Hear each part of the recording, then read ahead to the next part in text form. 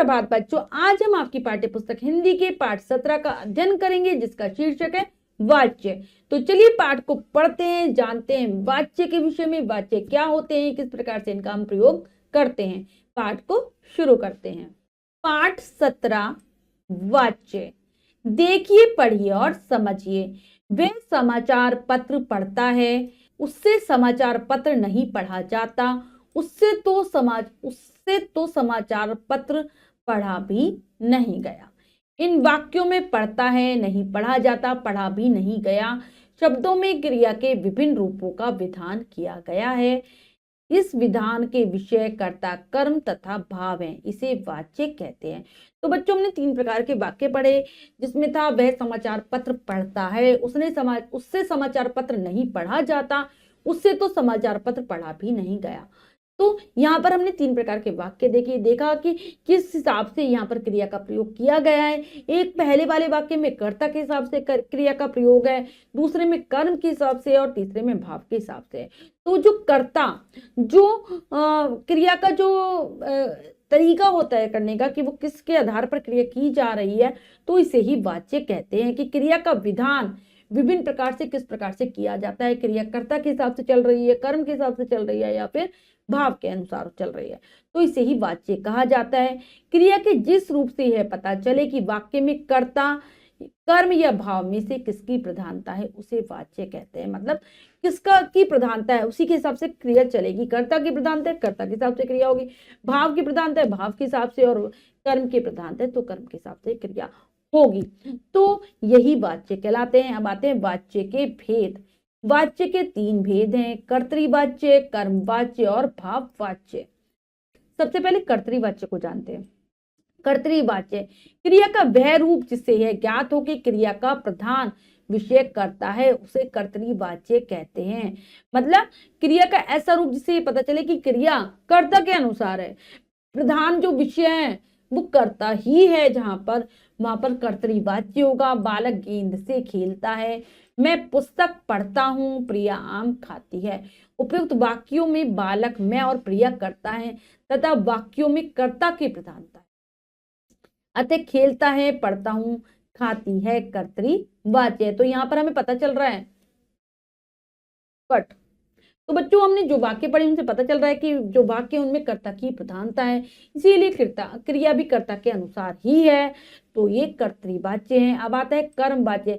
क्रिया का वह रूप जिससे ज्ञात हो जाए कि क्रिया का प्रधान विषय कर्म है, उसे कर्मवाच्य कहते हैं। मतलब वाक्य में कर्म की प्रधानता है तो क्रिया कर्म के हिसाब से होगी।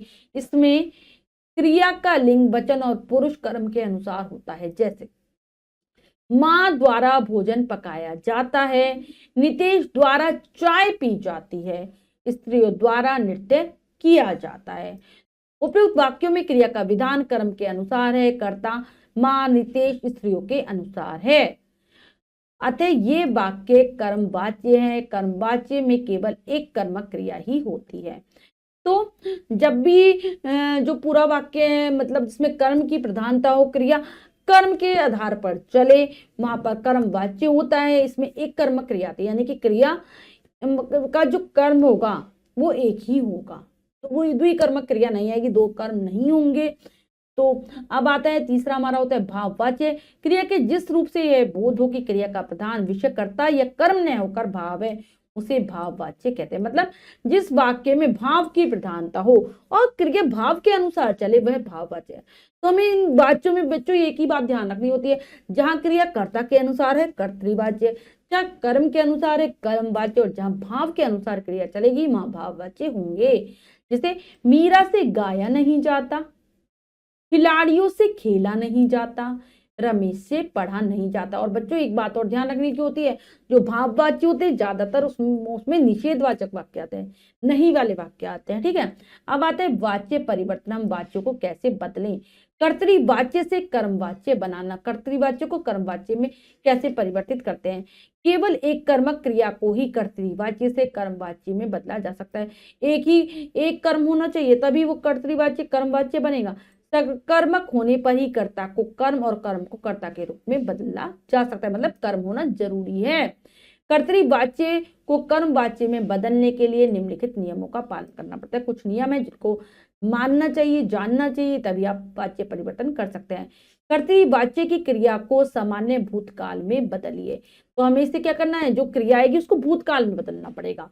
इस परिवर्तित क्रिया के रूप में काल, पुरुष, वचन और लिंग के अनुरूप जानिया क्रिया का रूप जोड़िए। जाना जुड़ता है इसमें हमेशा, ठीक है, ये ध्यान रखेंगे। किसके अनुसार, जैसा ही कर्म होगा उसी के अनुसार काल होगा, पुरुष होगा, वचन होगा और लिंग होगा, वही आएगा।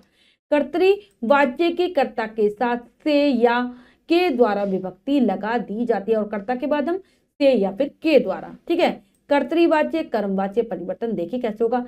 मोहन पुस्तक खरीदता है, मोहन से पुस्तक खरीदी जाती है, या फिर मोहन के द्वारा पुस्तक खरीदी जाती है, ऐसे भी लगा सकते हैं। मधु ने पत्र लिखा, मधु से पत्र लिखा गया, मधु के द्वारा भी हो सकता है। चेतन हॉकी खेल रहा था, चेतन से हॉकी खेली जा रही थी, या चेतन के द्वारा हॉकी खेली जा रही थी, ठीक है।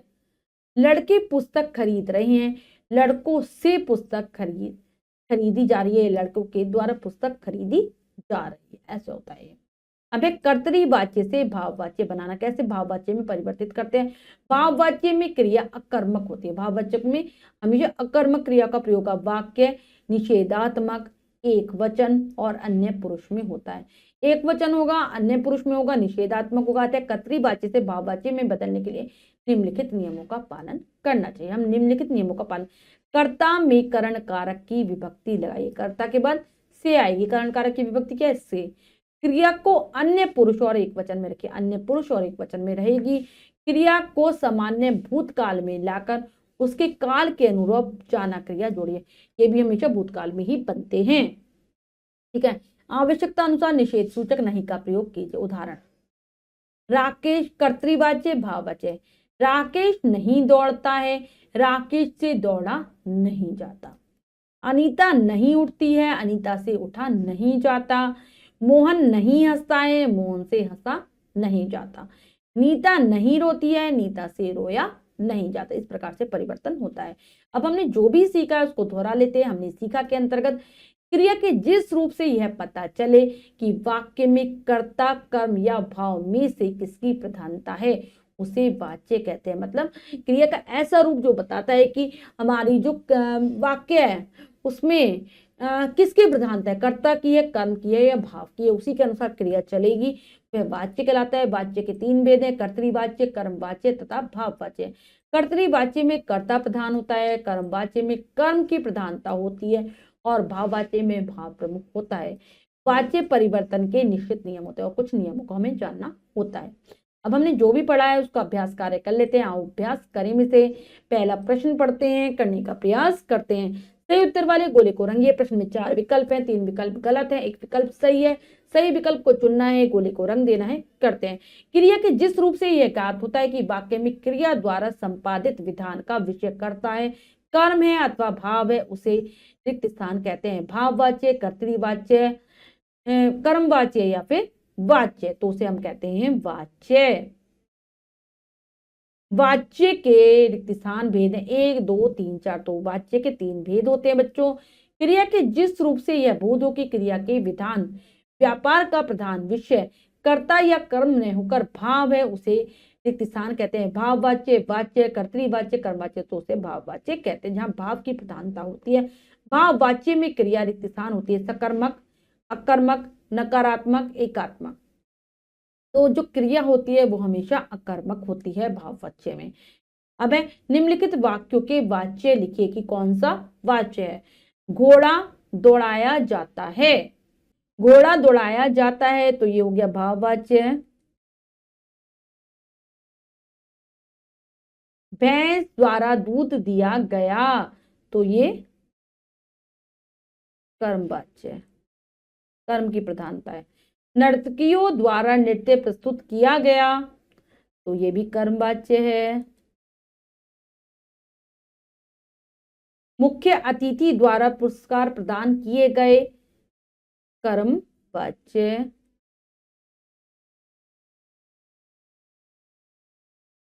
अब है बच्चे से सोया नहीं जाता, भाववाच्य। नेक्स्ट है निम्नलिखित वाक्यों को कर्मवाच्य में बदलिए। न्यायाधीश दोषी को दंड देते हैं।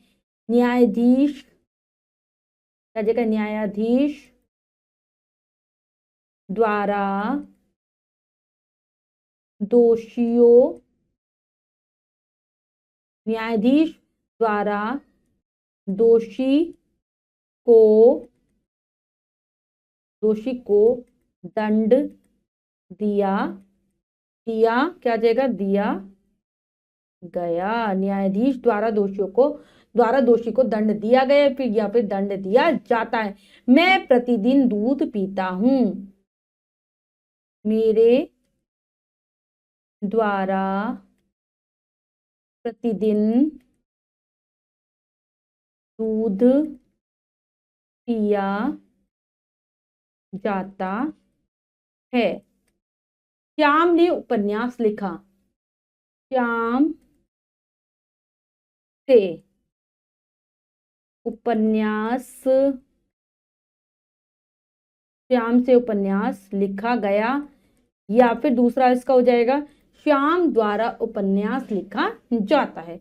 माताजी रामायण पढ़ रही हैं, तो माताजी द्वारा रामायण पढ़ी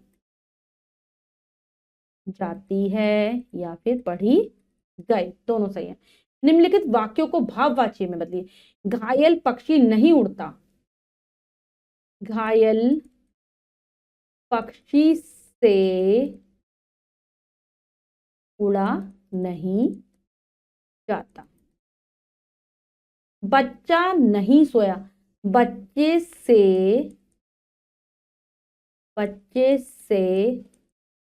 सोया नहीं जाता, हो जाएगा।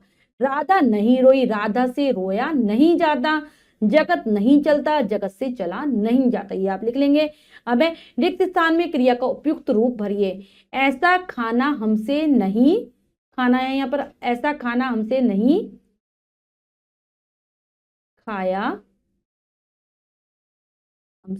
खाया जाता।